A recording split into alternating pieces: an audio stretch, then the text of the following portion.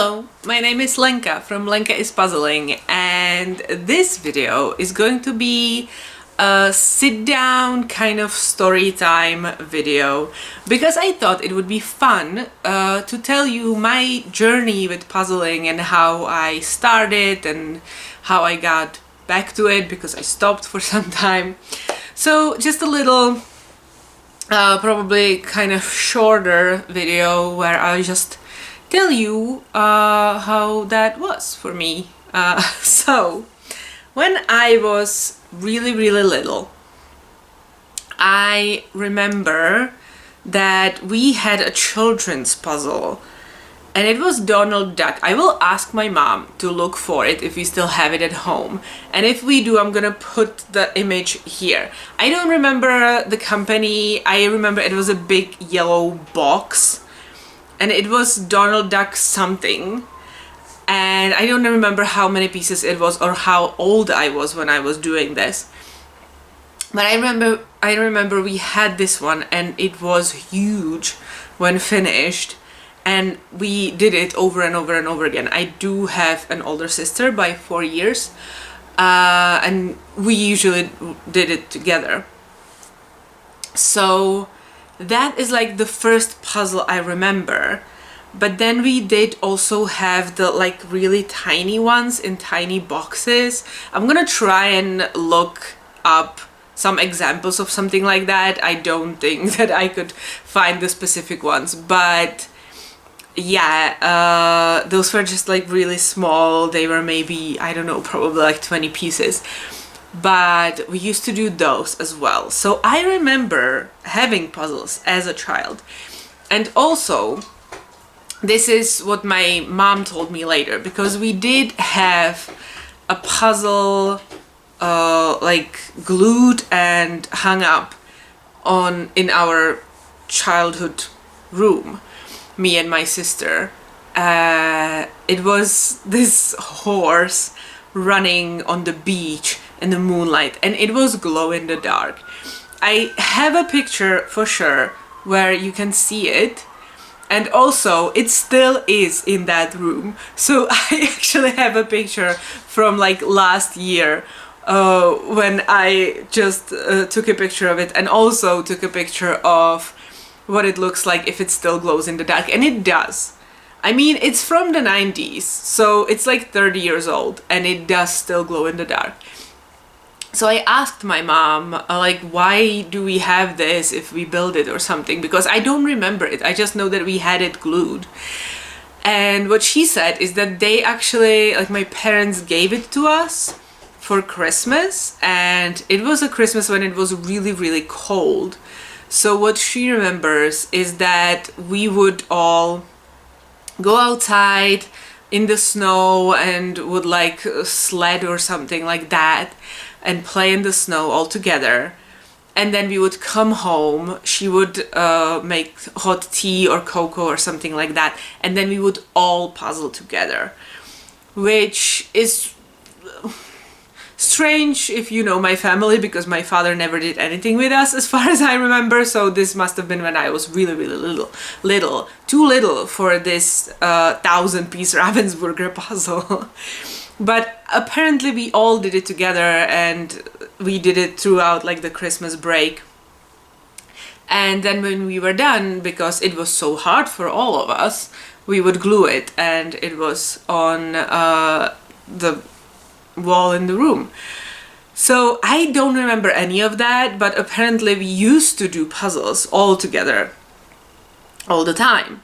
And then what I remember is that when I was a little older child, and maybe like the early teens, me, my sister, and my mother would always do puzzles during winter, because it's like the long afternoons when you just have to have the lights on anyway. So we would do puzzles. And then because my mother is a teacher and she has July and August off of work, and we had the summer holiday as well from school, we would also do puzzles during the summer holiday, because yeah, we would go for a vacation somewhere, but then the rest of the summer we would mostly be just home.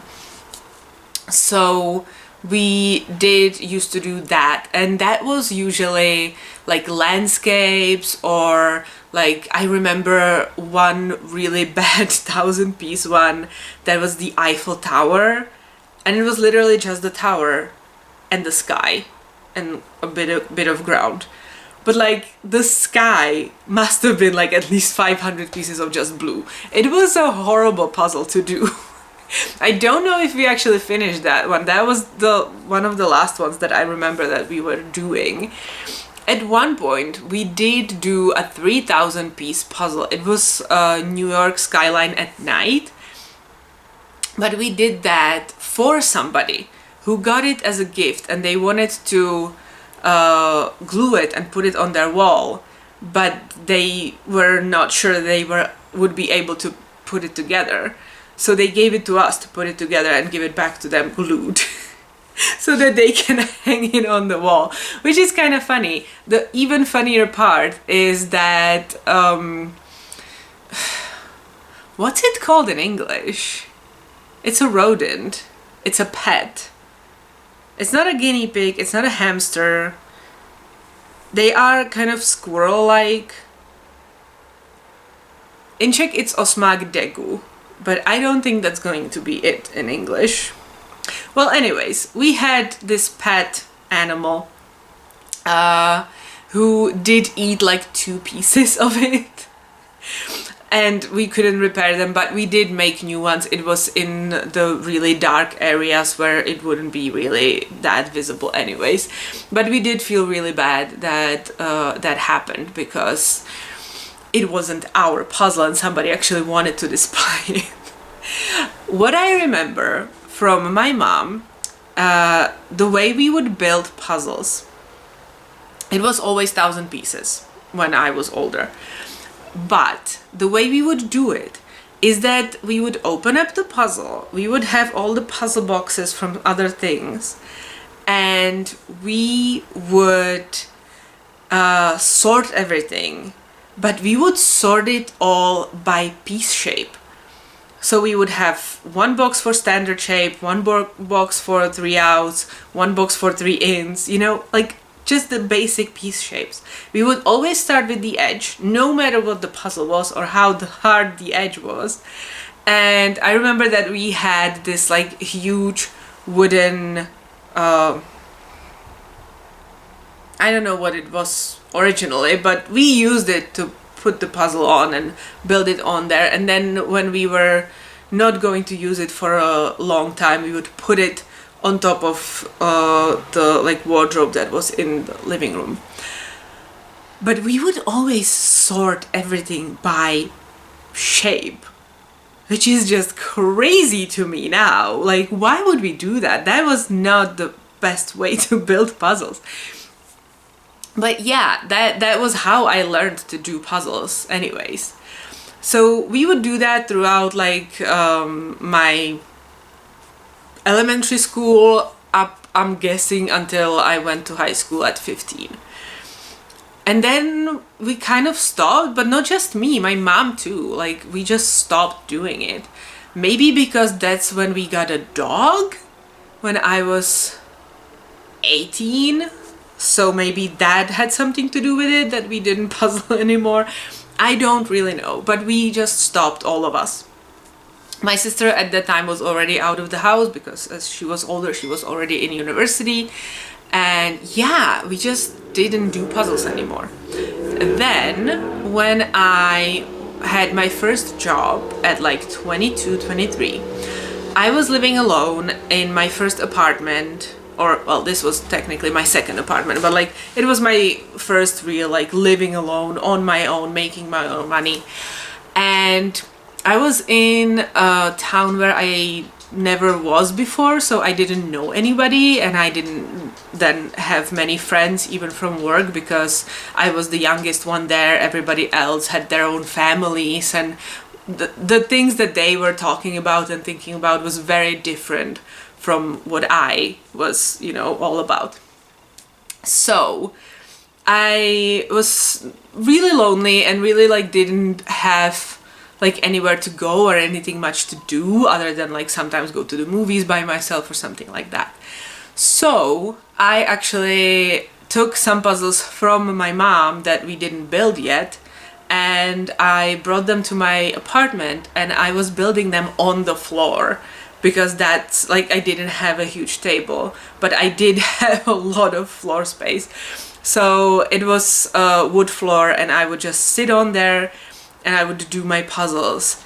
And it was like, I was so broken after that every time. My back was hurting, my butt was hurting, everything was hurting. And also what I remember is that, yes, I would build the puzzles over like a few days. It was always a 1,000-piece puzzle.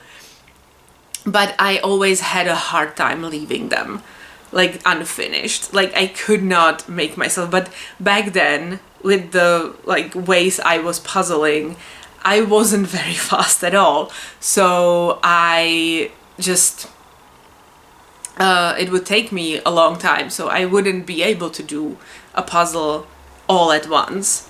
But I do remember that I always had to fight myself to stop puzzling and go to bed in the evening. So that was like a year or two maybe when I was puzzling, like a few puzzles, nothing huge, but yeah. And all of the ones that I was doing were mostly just what my mom had at home already. I didn't like chose those ones. But I do think that I maybe bought some very cheaply. But what I do remember is that when I was moving out of that apartment and I was moving here to Prague, I wanted to have as few things as possible. So I asked my mom if she wanted the puzzles back, and she didn't. And I do remember that I threw them out. Which, like, I would never do that now unless they were like badly damaged or something. But yeah, I threw them in the dumpster. Just threw them out because I didn't want them anymore. I built them already. So don't hate me, but that is what happened to those. So I don't have any of them. I remember a few that were like classical paintings. So I'm not surprised that they took me a long time to build back then, but yeah. From this, I then moved into my first Prague apartment. And I don't know when I bought this one, but I bought this puzzle. It's a 500-piece trefoil. It's the Mona Lisa holding a cat. And then I also bought this one. And I bought this one mostly just because I love the image. I love this image of the Brooklyn Bridge, or just any image of the Brooklyn Bridge. I also have pretty much this same image as just a wall art over there. So yeah, I do like this. But I had these in my closet for the longest time. And I just wasn't doing anything with them. I wasn't building any puzzles. I know that during the pandemic was when I did the Mona Lisa. Just one day I thought like, yeah, that would be fun. So I did it one afternoon, and then I put it away and never really thought about it ever again. And just the other one was sitting in my closet still, like in the shrink wrap, because I was so scared of it. It's so hard, right? So I was like, oh, yeah, whatever. Back then I was a big reader, so I also just like didn't have time for puzzles that much. So yeah, that was it. And then last year I went to a bookstore where they had some like big sales of just all kinds of random items, not just books. And they did have some 3D, not puzzles, but like objects that you can build out of paper. I bought a T-Rex. I still have that one. It's done. It's glued and put in my boyfriend's study. And I did buy one puzzle. I don't have it anymore, but I can show you here which one it was. It was one of the Dixit ones. And I was like, yeah, this is nice and colorful and it's books, you know, so yeah, why not? So I bought that one, and after a few days when I had it at home, I was bored one day, I didn't want to read, so I put the puzzle together and I loved it. I had so much fun. Even though it was a little frustrating because the image on the box wasn't the actual puzzle image, it was different in like few details for some reason, so I was a little like, well, weirded out. But then I somehow, because I was talking about the puzzle, I started getting Karen Puzzles videos recommended to me on YouTube. So I started watching her, and that kind of sparked like, I want to build more puzzles. This one was fun. Watching somebody else doing is fun, and it makes me want to do more. So then I bought a few more, I built them, then it was my birthday, so I got some from my boyfriend because he caught on that I want puzzles now. So I built them, and yeah, and now we're here. Luckily you don't see all of it. But yeah, now I'm building like at least 20 puzzles every month, and my main hobby now is puzzles. All of my money that I can spare goes into puzzles. Not books anymore, because I actually do have a lot of unread books that I need to get through anyways. So I am still reading, much less actually, because it used to be like 250 books a year, and this year so far I'm around 50, so much less. But I'm still reading, you know, it's not like I abandoned that completely. You can see the other part of my hobbies here. But yeah, I puzzle a lot, like all the time. And from Karen I then found a few more puzzle channels. Thanks to Battle of the YouTube Puzzlers, I found Vicky, because what I was looking for was like a puzzle haul, or you know, channel names with puzzles, puzzling, or something like that in them. But Vicky's channel name is Vicky Makes and Builds. So like at first look you wouldn't think that that's a puzzle channel necessarily. So I was like, oh, but then she was in Battle of the YouTube Puzzlers as one of the puzzlers. So I found her and I started watching her, and a lot of the others like Jeanette and Donna Louise, and some that aren't making videos anymore, which is kind of sad, but yeah. And since then I'm just, you know, enamored with puzzles and puzzling. And I did try the speed puzzling competition. That was a lot of fun, that I never would have thought is something I would do or even know about, really. And yeah, I've been just puzzling a lot. I did do the Brooklyn Bridge one in the beginning when I started puzzling again, and it was really hard. It took me like 12 hours. I don't think today it would still take me 12 hours, because now I have like more an eye for puzzling, and I also have more like techniques that I know how to make it easier. But yeah, I did do it. It just was really hard.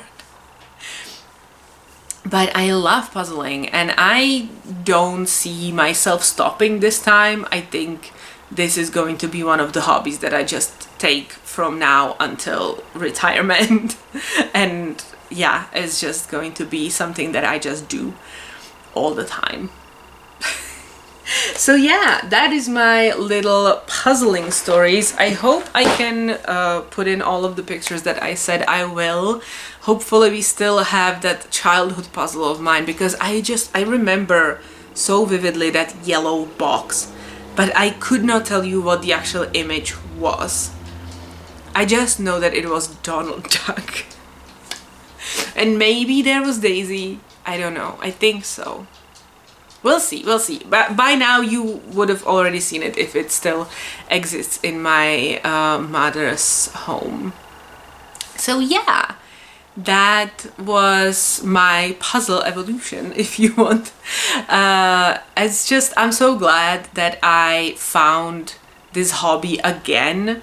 I'm so glad that I had my mother mostly showing me this hobby when I was a small child.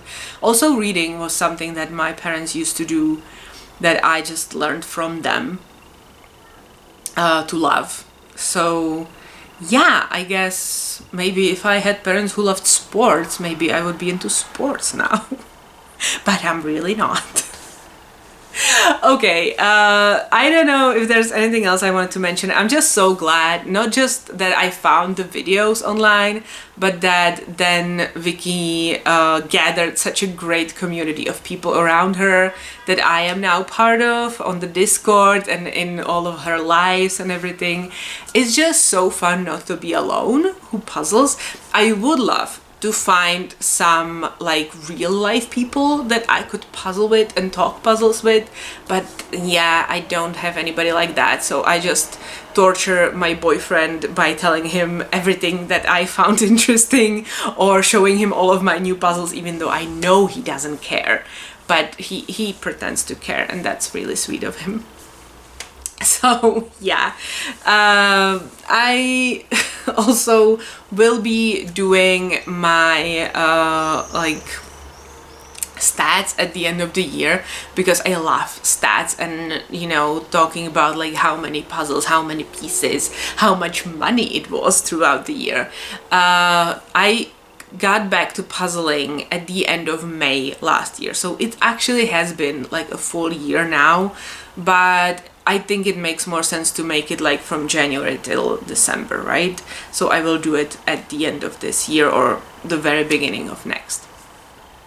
But yeah, that is me, and I now hear the elevator coming and my boyfriend went to pick up some food for us. So that will be everything from me. I just made it in time. I hope you found this interesting. Let me know in the comments below your puzzle story.